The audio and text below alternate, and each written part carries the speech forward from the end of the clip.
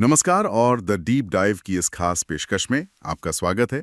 आज हम एक बहुत ही दिलचस्प विषय पर बात करने वाले हैं, ठहराव का सुकून। हम्म।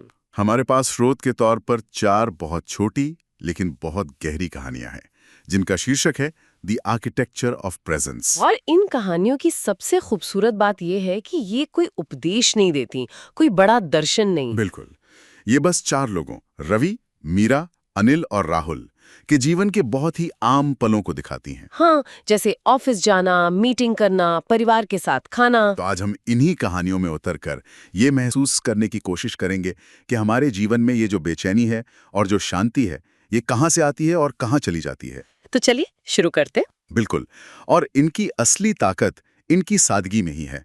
ये हमें उन पलों को एक नई नज़र से देखने का मौका देती हैं, जिन्हें हम अक्सर बस जीकर निकल जाते हैं, देखते नहीं। तो पहली कहानी रवि की है, शीर्षक है खुशियों की दुकान।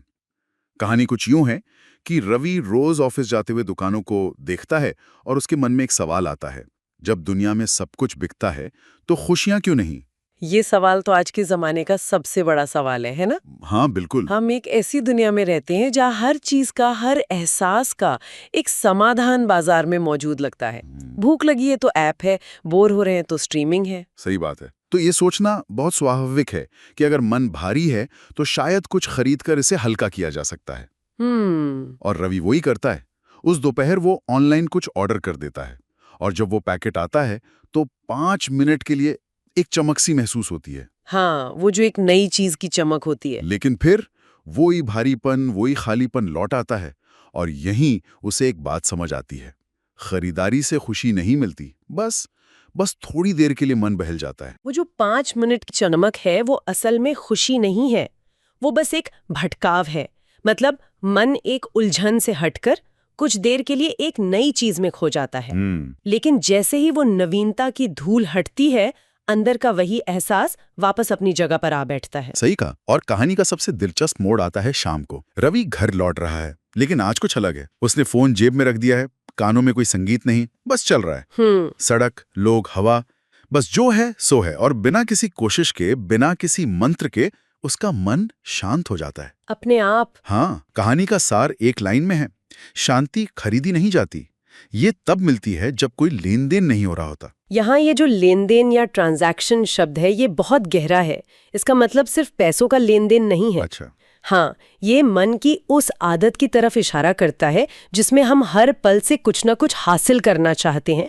हर खाली पल को किसी जानकारी से, किसी मनोरंजन से, किसी लाइक या कमेंट से भरने की कोशिश करते हैं। मतलब हम लगातार दुनिया के साथ एक सौदा कर रहे हैं, मैं तुम्हें अपना ध्यान दूंगा, बदले में तुम मेरा मन बहलाओ। बिल्कुल। लेकिन क्या ये थोड़ा अव्यावहारिक नहीं लगता? आज की दुनिया में क्या हम सच में बिना लेन देन के जी सकते हैं? हाँ, बहुत जरूरी सवाल है ये। हमारा पूरा आर्थिक और सामाजिक ढांचा तो लेन देन पर ही टिका है, नौकरी से लेकर रिश्तों तक। सही बात है। और ये कहानियां हमें काम धाम छोड़कर साधु बनने को नहीं कह रही हैं। यहाँ फर्क समझना होगा। एक होता है जरूरी व्यावहारिक लेन देन और दूसरा है मन की एक कंपल्सिव आदत, हर खाली पल को भरने की बेचैनी। अच्छा। कहानी उस दूसरी आदत पर सवाल उठा रही है। जब रवि बिना फोन के चल रहा है तो वो दुनिया से कट नहीं रहा है, बल्कि शायद पहली बार दुनिया से सीधे सीधे जुड़ रहा है। बिना किसी स्क्रीन के? हाँ, बिना किसी स्क्रीन या आवाज के माध्यम के। और उस सीधे जुड़ाव में एक अजीब सा सुकून है। तो रवि की कहानी एक बाहरी क्रिया को, खरीदारी को रोकने के बारे में थी, लेकिन अगली कहानी इस विचार को और भी अंदर ले जाती है। क्या हो अगर समस्या को ठीक करने की हमारी मानसिक क्रिया ही असल समस्या हो? ये हमें मीरा की कहानी पर लाता है, क्लाइंट मीटिंग। और मीरा एक कंसल्टेंट है, उसका काम ही समाधान बेचना है। हाँ, और एक मीटिंग में उसका क्लाइंट एक बहुत ही आम लेकिन गहरी बात कहता है, सब कुछ ठीक है, फिर भी कुछ भारीपन लगता है। ये एक ऐसी भावना है जिससे शब्दों में पकड़ना मुश्किल है। कोई ठोस समस्या नहीं है, पर एक बेचैनी है। और हमारी पहली प्रतिक्रिया होती है, चलो इसे ठीक करते हैं। और मीरा का तो काम ही यही है। वो अपनी प्रेजेंटेशन शुरू करने वाली होती है जिसमें शायद उस भारीपन को दूर करने के 10 तरीके बताए गए होंगे, लेकिन वो रुक जाती है। वो स्क्रिप्ट से बाहर जाकर एक बहुत ही सरल, बहुत ही सीधा सवाल पूछती है, अभी इस पल में क्या कोई समस्या है? ये सवाल जादू जैसा है। ये क्लाइंट को भविष्य की अनगिनत चिंताओं और अतीत के बोझ से निकालकर उस कुर्सी पर, उस कमरे में, उस एक पल की जमीनी हकीकत में वापस ले आता है। क्लाइंट एक पल के लिए चुप हो जाता है, सोचता है और फिर धीरे से कहता है, नहीं, अभी तो नहीं। और बस मीटिंग वहीं खत्म हो जाती है। कोई समाधान नहीं बेचा गया, कोई एक्शन प्लान नहीं बना। फिर भी क्लाइंट हल्का महसूस करता हुआ बाहर निकलता है। मुझे ये बात बहुत हैरान करती है क्या? कि कुछ समस्याओं को सुलझाने की जरूरत नहीं होती, उन्हें बस देखे जाने की जरूरत होती है। बिल्कुल। हम अपनी भावनाओं को भी एक प्रोजेक्ट की तरह देखने लगे हैं। उदासी एक प्रॉब्लम है, बेचैनी एक बग है जिसे फिक्स करना है। हाँ, मीरा का सवाल उस फिक्सिंग मोड को बंद कर देता है। वो उस भारीपन को एक दुश्मन की तरह देखने के बजाय बस उसकी मौजूदगी को स्वीकार करती है। और जैसे ही समाधान खोजने का दबाव हटता है, वो भारीपन भी अपनी पकड़ ढीली कर देता है। ये मुझे अपनी ही आदत की याद दिलाता है।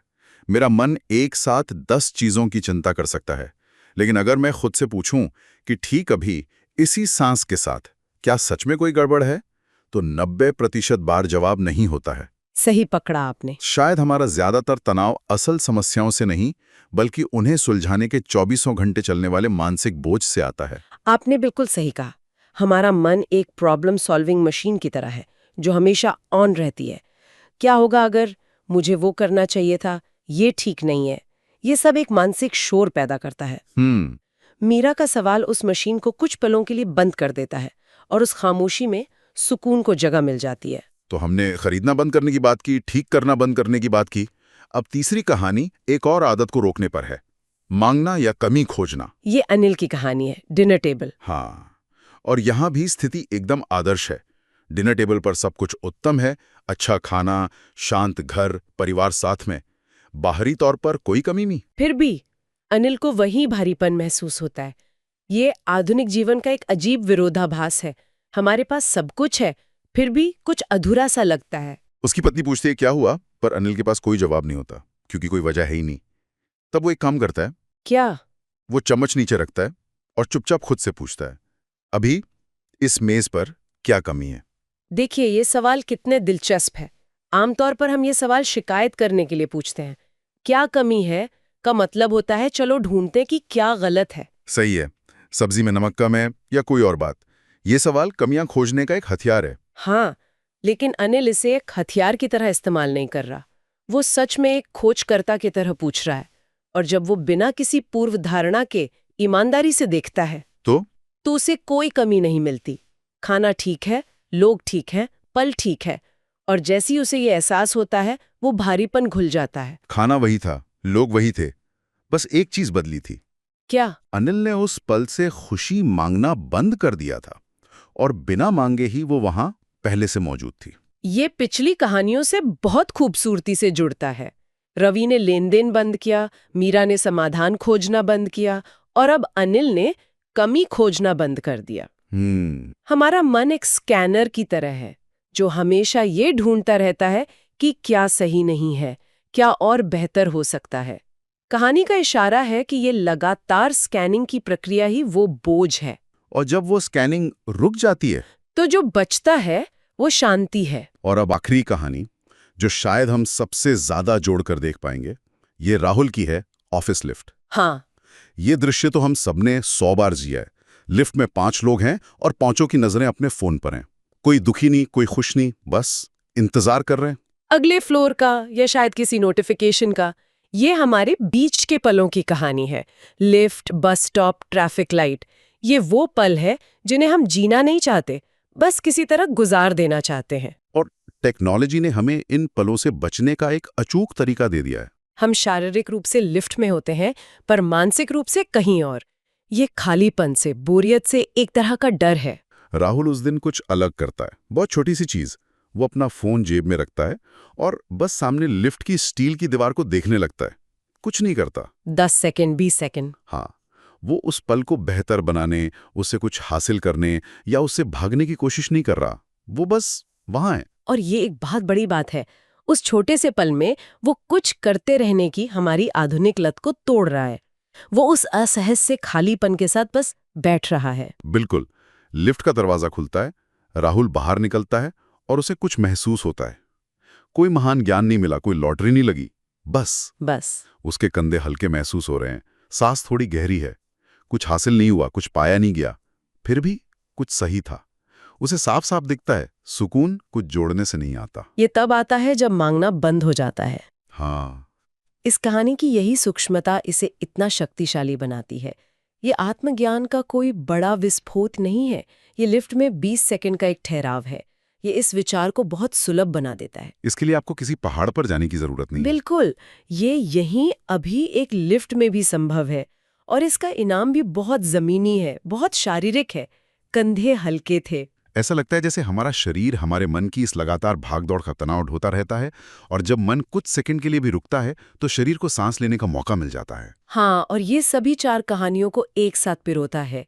शांति हमारी स्वाभाविक अवस्था है, जो तब प्रकट होती है जब हम उसके ऊपर मन भटकाने, समाधान खोजने, कमी ढूंढने और कुछ न कुछ चाहने की परतें हटा देते हैं। तो अगर हम इन चारों कहानियों को एक साथ देखें तो एक पैटर्न साफ नजर आता है। रवि का बिना लेन देन के चलना, मीरा का समस्या समाधान से रुक जाना, अनिल का क्या कमी है पूछना बंद करना, और राहुल का बिना किसी मांग के लिफ्ट में खड़ा होना। रवि खरीदने की आदत, मीरा ठीक करने की आदत, अनिल कमी खोजने की आदत, और राहुल मन बहलाने या हर खाली पल को भरने की आदत छोड़ रहा है। तो मुख्य विचार ये है कि शांति और सुकून ऐसी चीजें नहीं हैं जिन्हें हासिल किया जाता है, बल्कि ये वो हैं जो हमारी लगातार कुछ खोजने और ठीक करने की मानसिक गतिविधि के शांत होने पर शेष रह जाती हैं। यह विचार हमारे समाज की सीख से कितना उल्टा है ना, जहां हमें हमेशा सिखाया जाता है कि खुशी पाने के लिए कुछ करना पड़ता है, कुछ बनना पड़ता है, कहीं पहुंचना होता है। और यह हमें स्रोत के उस अंतिम वाक्य पर ले आता है जो कहता है, अच्छा महसूस करना कोई इनाम नहीं है, ये वो है जो खोज समाप्त होने पर शेष रहता है। ये बहुत गहरा वाक्य है। हाँ, ये कहता है कि अच्छा महसूस करना किसी मेहनत का फल नहीं है, ये हमारा मूल स्वभाव है, हमारी डिफ़ॉल्ट सेटिंग है, जो तब सामने आता है जब हम उसे लगातार किसी और चीज की खोज से ढकना बंद कर देते हैं। लेकिन यहाँ एक उलझन है। इसका मतलब ये तो नहीं कि हम निष्क्रिय हो जाएं और कभी समस्याओं का समाधान ही ना करें। नहीं, ये एक बहुत ही महत्वपूर्ण सवाल है। अगर ऑफिस में सच में कोई प्रॉब्लम है या रिश्ते में कोई मुश्किल है तो उसे तो हल करना ही होगा। हम बस बैठकर ये तो नहीं कह सकते कि इस पल में कोई समस्या नहीं। बिल्कुल भी नहीं। और इन कहानियों का मतलब निष्क्रिय होना नहीं है। यहाँ 2 तरह की गतिविधियों में फर्क करने की बात हो रही है। एक है रचनात्मक, जरूरी समस्या समाधान, और दूसरा है एक पुरानी, हमेशा बैकग्राउंड में चलने वाली असंतोष की मानसिक स्थिति। एक है समस्या को हल करना और दूसरा है लगातार समस्या खोजते रहना। ये कहानियां उस दूसरी आदत पर, उस बैकग्राउंड नॉइज पर सवाल उठा रही हैं। तो ये दृष्टिकोण में एक बदलाव का सुझाव देता है। खुशी का पीछा करने के बजाय ठहराव के क्षण बनाकर उसे प्रकट होने का मौका देना। हाँ, इसे बागवानी की तरह समझिए। आप फूल को खींचकर बड़ा नहीं कर सकते, आप बस सही माहौल बना सकते हैं। अच्छी मिट्टी, पानी, धूप, और फिर फूल अपने समय पर अपने आप खिलता है। इसी तरह हम खुशी को कर नहीं सकते, हम बस अपने जीवन में ठहराव और जागरूकता के छोटे छोटे क्षण बना सकते हैं, और शांति अपने आप प्रकट होती है। ये पीछा करने के बजाय जगह बनाने की कला है। बिल्कुल। आज की इस गहरी चर्चा को यहीं समाप्त करते हैं। इन सरल कहानियों के माध्यम से इस यात्रा में शामिल होने के लिए धन्यवाद। जाते जाते श्रोताओं के लिए एक विचार छोड़ना चाहूंगी। इन कहानियों से पता चलता है कि शांति तब प्रकट होती है जब हमारा कुछ करना बंद हो जाता है। ये एक अंतिम प्रश्न उठाता है जिस पर सोचा जा सकता है। क्या हो अगर हमारा आज का सबसे जरूरी काम अपनी टू डू लिस्ट में एक और चीज जोड़ना नहीं, बल्कि घटाना सीखना हो। जानबूझकर अपने दिन में एक छोटा सा 5 मिनट का खाली स्थान बनाना, बिना किसी उम्मीद के, बिना किसी लक्ष्य के, सिर्फ ये देखने के लिए कि जब हम खोजना बंद कर देते हैं तो पीछे क्या बचता है।